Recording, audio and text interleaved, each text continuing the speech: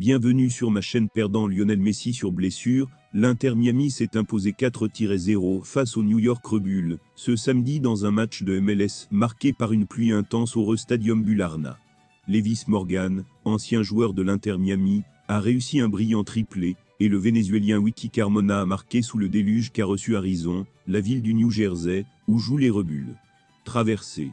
Avant de continuer, prends le temps de souscrire, et appuyer sur la touche de notification pour les futures vidéos. L'autre personnage d'un après-midi mémorable pour les Red Bulls fut Dan Vanzer, remarquable avec 4 passes décisives sur les 4 buts de son équipe.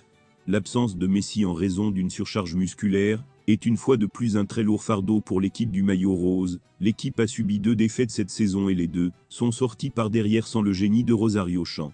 L'année dernière, les fans de New York ont eu la chance d'assister au début de Messi en MLS, un match dans lequel il est entré en jeu en seconde période, et a marqué le deuxième but, dans une victoire 0-2 contre le adversaire. L'équipe Red Bulls. Cependant, cette année, leur calendrier de matchs chevauche celui de leur match, car Messi ne jouera pas ce match même s'il n'est pas blessé, car à l'école, dans ce cas, il ira avec l'équipe d'Argentine. En plus de Messi, Gerardo Martino a également une longue liste de victimes lors de la FIFA. Drake Calandé, USA, David Ruiz, Honduras, Diego Gomez, Paraguay, Federico Redondo, Argentine sub-23, etc. Avec ce panorama, l'entraîneur argentin commence, avec tout ce qu'il a, 3 défenseurs centraux sur les ailes pour Alba et Taylor, ainsi que Luis Suarez et Leonardo Campana au point d'attaque. L'Inter Miami était encore en train de s'échauffer, lorsqu'il a encaissé le premier but. L'équipe locale s'est parfaitement coordonnée entre les lignes, emportant le cœur de la défense des visiteurs. Vanzer a laissé Morgan seul, et l'attaquant écossais a commencé le match revanche, avec son ancienne équipe, avec un tir oblique à la 3e minute. L'équipe de Floride a le ballon, mais il semble que ses adversaires se soient mieux adaptés à la vitesse sur le terrain en herbe à cause de l'eau. L'équipe de Martino s'est créé peu d'occasions, avec un jeu isolé et confus. Le tir d'Alba est allé directement dans la couverture nuageuse d'Harrison, le tir du pied gauche de Suarez n'a pas réussi à trouver le cadre. L'après-midi de chien, en plus de la pluie battante, la température était de 8 degrés au coup de sifflet initial.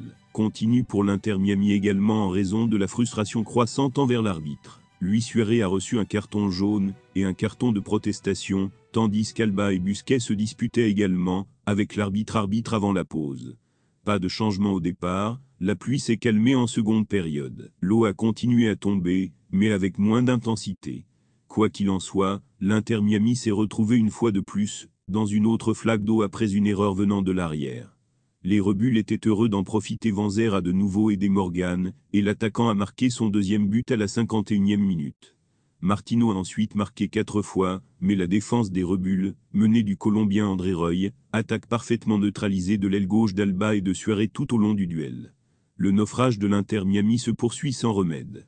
Vanzer a miraculeusement bloqué une passe, et, dans une superbe démonstration de confiance et de classe, s'est tenu dans la surface et a passé à Carmona pour le 3e but à la 66e minute.